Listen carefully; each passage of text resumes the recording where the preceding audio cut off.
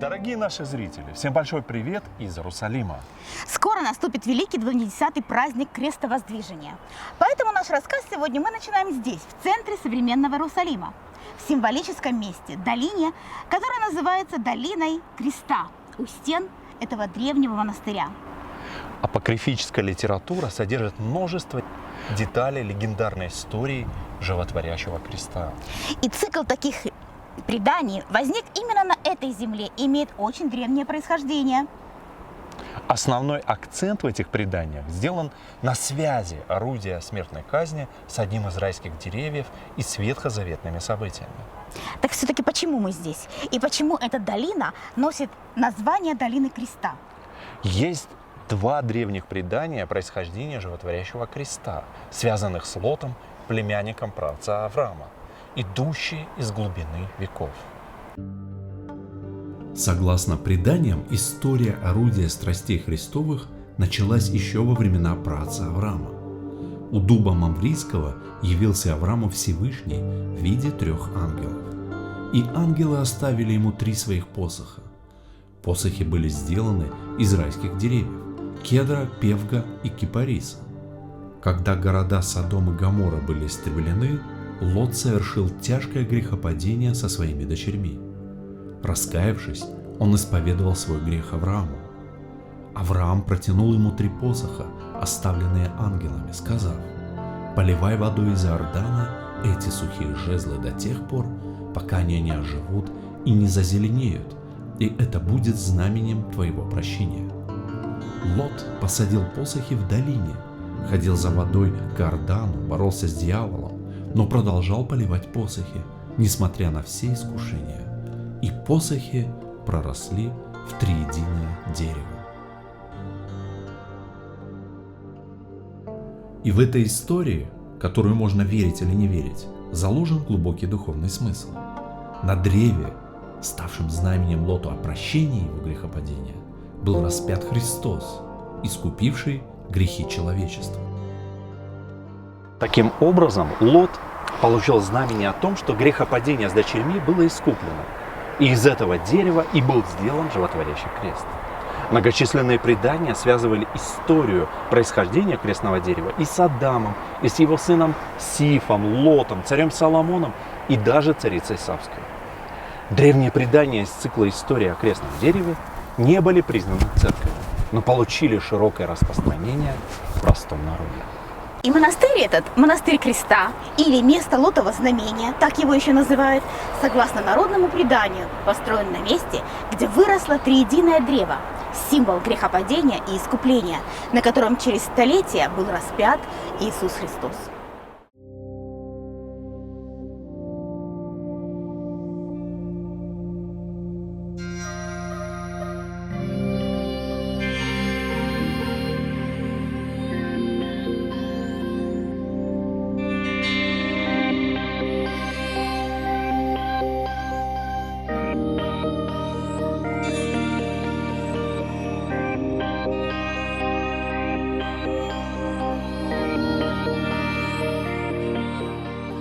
Грузинская традиция говорит, что в конце IV века нашей эры римский император Константин Великий подарил первому христианскому царю Грузии, Мириану III, участок земли в этой долине. Через столетия грузинский царь Вахтанг I Гаргаса построил этот монастырь. В библиотеке Иерусалимской православной церкви есть греческая рукопись VI века нашей эры, в которой упоминается крестовый монастырь на месте, где срублено дрожайшее древо.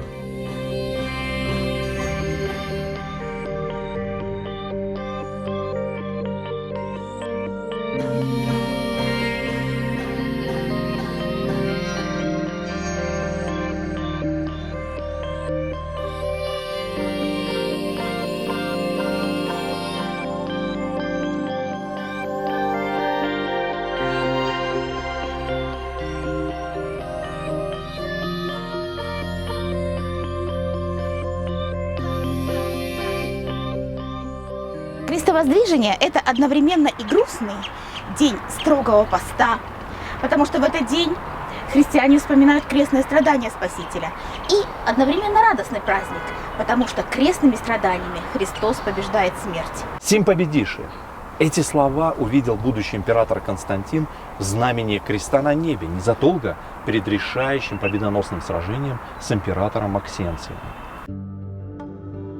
Однажды в полуденные часы дня, когда солнце начало склоняться к западу, Константин собственными очами видел составившееся из света и лежащее на солнце знамение креста с надписью «Сим победиши». Ночью в сновидении Христос явился ему с тем же знамением креста и сказал, что этим он победит врага. На следующий день по приказу Константина на всех знаменах его войска были сделаны изображения Святого Креста.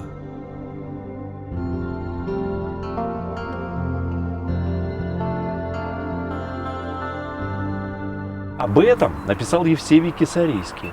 Став императором, Константин прекратил гонения на христиан.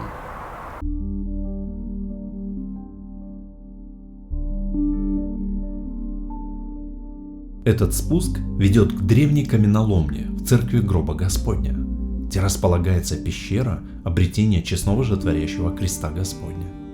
История обретения уходит корнями в 326 год нашей эры и связана непосредственно с матерью императора Константина, царицей Еленой. Современники императора Константина ничего не сообщают об обретении креста Господня. Но уже через несколько десятилетий появляются тексты об истории обретения. Согласно им, царица Елена во время паломничества в Иерусалим с целью поиска христианских святынь нашла 3 креста.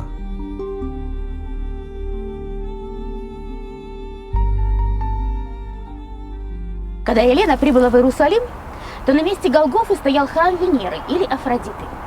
Она приказала немедленно разрушить его до основания и расчистить. Сократ Схоластик, написавший историю обретения, говорит, что записал ее со слов, но все жители Константинополя в подлинности ее не сомневаются. Согласно Сократу Схоластику, крест был обретен в 326 году. Об этом писали и другие историки того времени. В пещере мы видим статую царицы Елены с обретенным ею крестом Господним. Эта бронзовая статуя была пожертвована храму в 1857 году австро-венгерским принцем Максимилианом, который позже стал императором Мексики. 3 лампады отмечают место, где по преданию стояла царица Елена во время поисков креста, наблюдая за работами. Отсюда, согласно преданию, она бросала как поощрение рабочим золотые монеты. Но нашла равноапостольная царица Елена не 1, а 3 креста. В определении истинного ей оказал помощь Макарий Иерусалимский. Об этом также пишет уже упомянутый нами Сократ Схоластик в своем произведении «Церковная история». Макарий попросил у Бога знамения, и его получили. Что это было за знамение? Епископ подносил к умирающей знатной женщине каждый из 3 крестов, веруя, что, коснувшись креста драгоценного, она выздоровеет. Когда подносили к женщине по очереди кресты, умирающей нисколько не было лучше, а когда был поднесен 3-й подлинный, умирающая тотчас же выздоровела. Есть еще одно предание. От прикосновения к кресту Господню воскрес умерший, которого несли по улице для погребения. Эти иерусалимские предания впоследствии вошли в 7-ю песнь канона о болящем. «О кресте пресвятый Христов, честное древо животное, тобою смерть погиби и мертвей воскресоша, и ныне болящего исцели оживи, якоже при Елене умершую девицу». Весть о чудесах распространилась в городе очень быстро, и народ стекался посмотреть на святыню. И тогда иерусалимский епископ Макарий воздвигал крест на все стороны света. В этом углу находится традиционное место обретения честного животворящего креста Господня. Оно отмечено плитой из розового мрамора с изображением Голгофского креста, символическим копьем воина Лонгина и тростью с губкой. Плита установлена здесь после пожара в 1810 году. Ежегодно в праздник воздвижения честного животворящего креста в пещеру обретения спускается процессия во главе с патриархом Иерусалимским, который несет крест с оставшейся небольшой частицей животворящего древа на голове. После низкого поклона патриарх совершает чин воздвижения, поднимая крест и осеняя им 4 стороны света. Этот же чин совершается чуть позже и на Голгофе. Обретя крест, святая равноапостольная царица Елена разделила его на 2 части. Одна часть осталась в Иерусалиме. Она хранилась в серебряном реликварии, украшенном золотом и драгоценными камнями, и выносилась на поклонение верующим.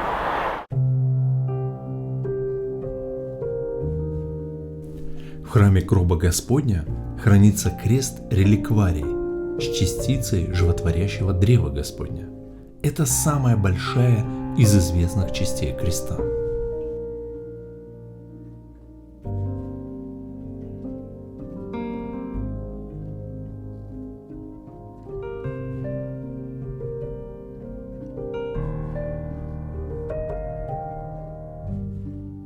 За день до праздника Крестовоздвижения церковь отмечает праздник Воскресения Славущего. Именно так назывался храм, построенный святой равноапостольной Еленой на месте распятия Воскресения Христа. Освящение храма состоялось 13 сентября 335 года, а на следующий день, 14 сентября по старому стилю, 27 по новому, было установлено праздновать воздвижение честного животворящего креста Господня.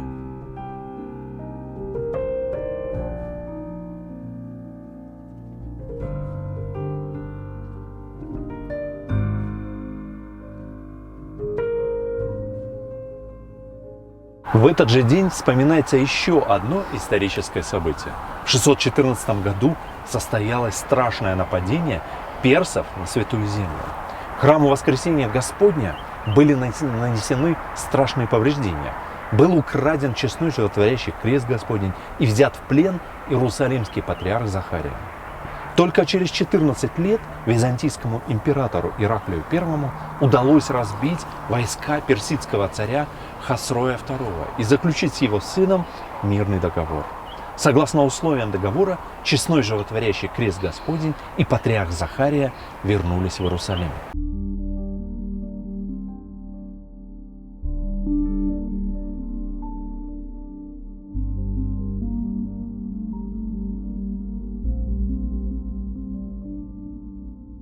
Есть предание о том, что император Ираклий возглавил крестный ход на Голгофу. Он был облачен во все царские регалии, в золотом венце и парфире. Его сопровождал патриарх Иерусалимский Захария. Но недалеко от Голгофы император был остановлен неведомой силой и не мог идти дальше. И тогда патриарх Захария напомнил ему, как Христос нес свой крест на Голгофу в терновом венце, истекаемый кровью.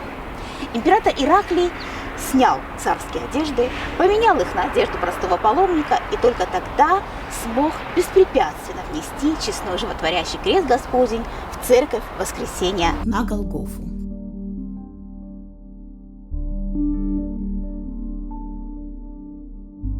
Это самое скорбное место в храме гроба Господня. И неся крест свой, он вышел на место, называемое Лобное, по-еврейски Голгофа. Евангелие от Иоанна.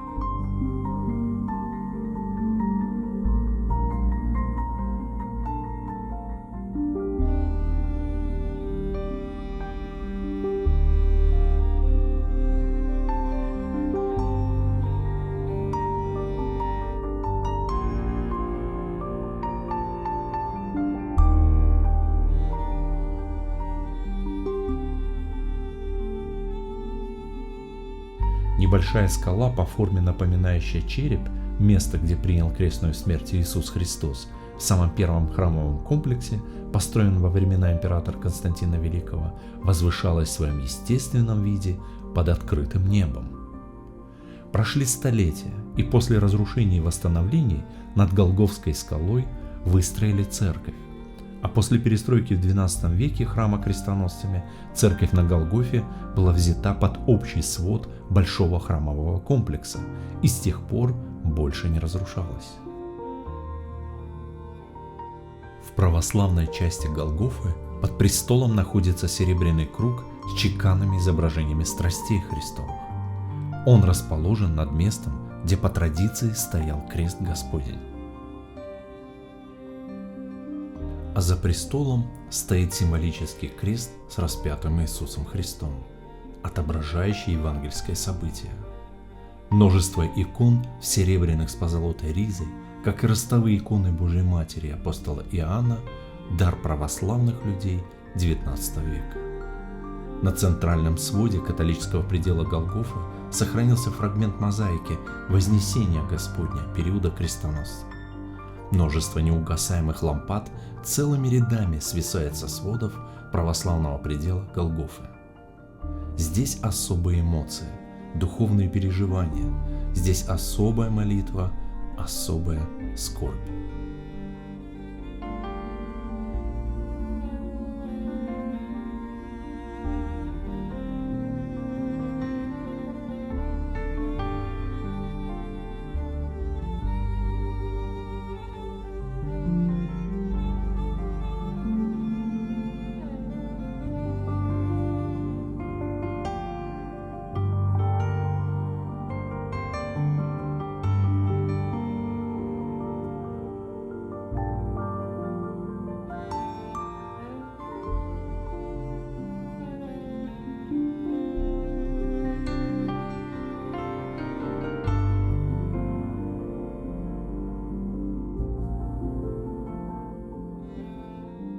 Оба события, и обретение креста, и возвращение его из Персии в Иерусалим, объединяет то, что крест воздвигали, то есть поднимали перед народом. При этом обращали его ко всем сторонам света по очереди, чтобы люди могли поклониться кресту и разделить друг с другом радость обретения святыни. Крест – главный символ христианства. Не только орудие позорной казни и смерти, но символ спасения и победы Христа над смертью. Крест – хранитель всея вселенной. Крест – красота церкви. Крест – царей держава.